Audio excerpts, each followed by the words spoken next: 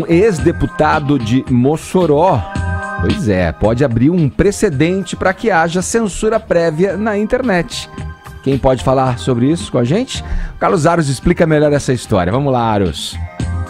Fala, Edgar, pessoal do Morning Show, tudo bem? Beleza. Olha só, uma decisão do Superior Tribunal de Justiça diz que os provedores de acesso têm responsabilidade subjetiva pelo conteúdo gerado por terceiros.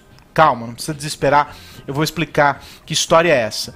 É um caso de uma ação que foi movida contra o Google para retirada de conteúdo de um blog.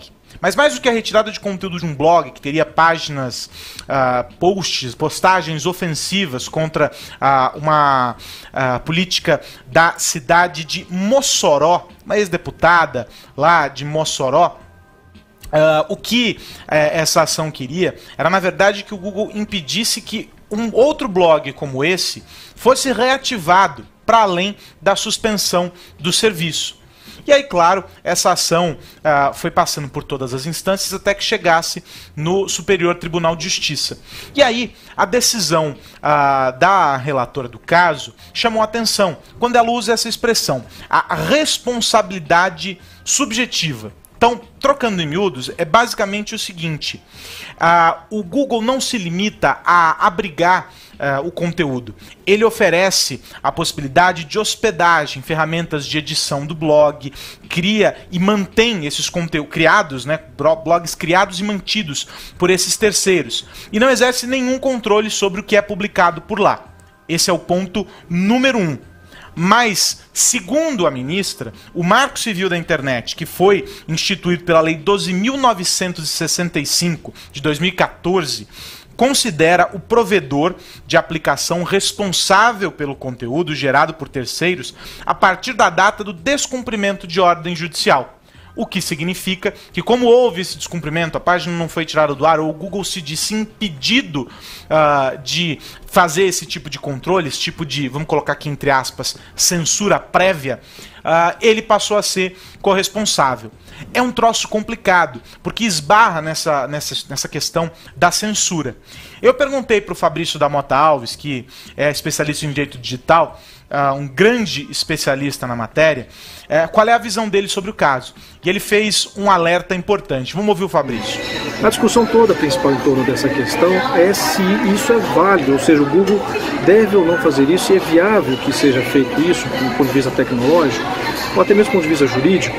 É uma discussão bem curiosa, porque o judiciário está partindo do pressuposto que o blog foi criado exclusivamente com a finalidade de difamar ou caluniar essa personalidade, e que, se vier a ser ativado novamente, ele vai ter a mesma finalidade que ele teve no passado.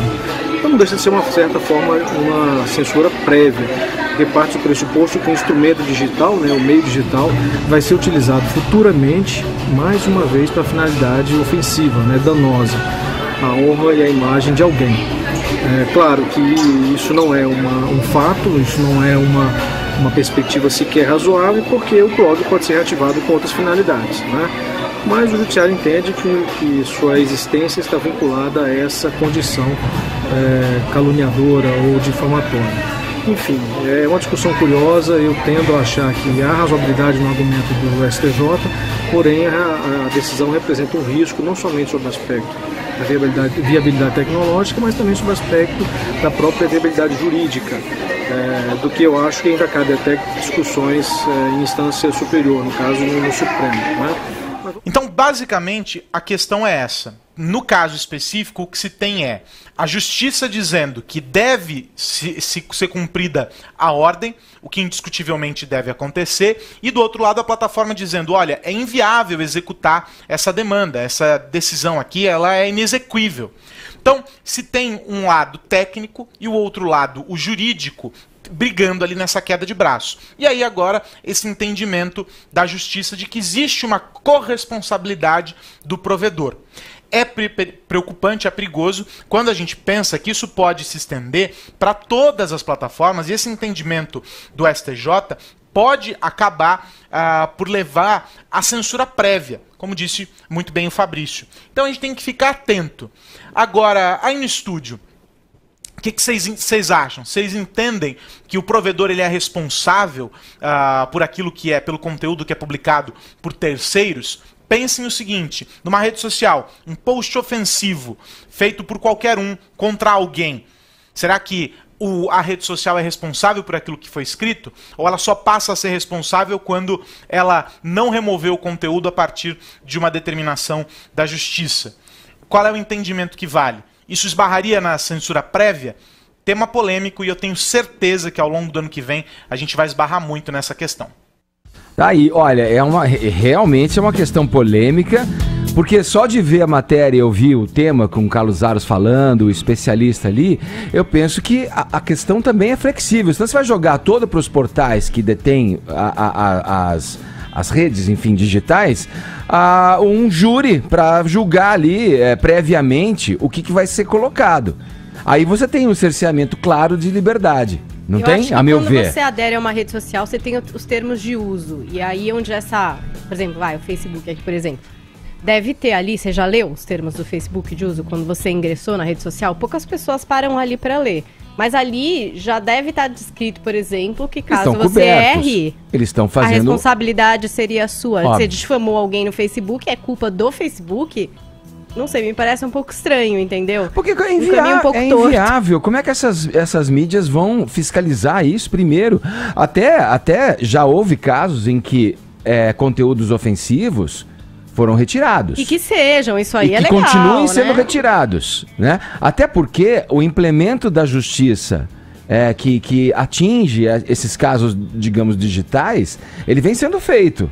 Ainda não está no ideal, mas, Caio, olha, é uma coisa realmente difícil, até pela dimensão que isso tem e pela falta de controle, pelo menos aparentemente, que se tem sobre o que se diz, o que se fala nos meios digitais, não? Olha, eu para ser sincero, eu ontem, 14h28, essa notícia foi distribuída pela assessoria do STJ, inclusive com cópia do acórdão da ministra Nancy Andrighi, e eu vou dizer que eu comemorei pelo seguinte, eu acho que os portais têm que fazer gatekeepers, têm que fazer filtros para que você evite o ódio que está sendo propagado nas redes. Eu acho que eu penso assim, porque você passa a pensar assim, de quando você é atacado.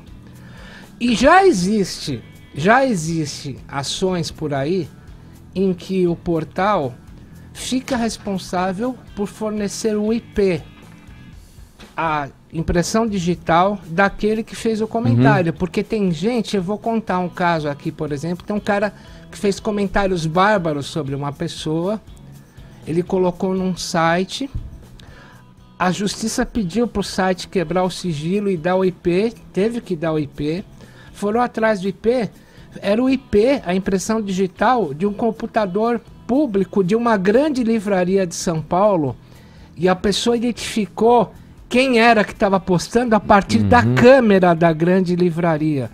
Então eu acho que as pessoas têm que ser responsáveis pelo que elas escrevem. Certo. E há uma corresponsabilidade do portal que as publica. Essa história de colocar o portal não é responsável por comentários individuais, o caramba, é sim. Você está dando base para ataques, você tem corresponsabilidade em divulgar o ódio.